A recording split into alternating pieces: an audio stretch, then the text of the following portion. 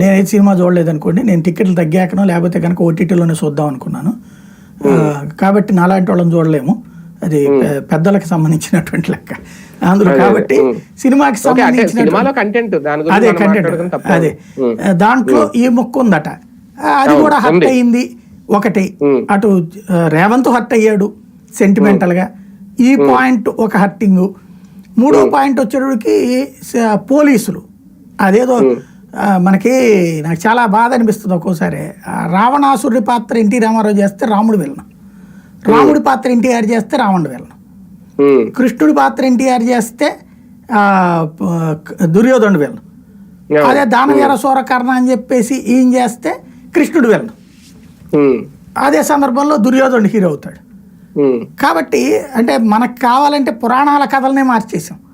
ఇప్పుడు అంతే, చివరికి అందులో విలన్ పోర్షన్ అతను సినిమా, అదే దాని పేరేంటి, పోలీస్ అధికారట, ఏదో స్విమ్మింగ్ పూల్లో టాయిలెట్లు పోయడం లాంటివి కూడా చేస్తాడు.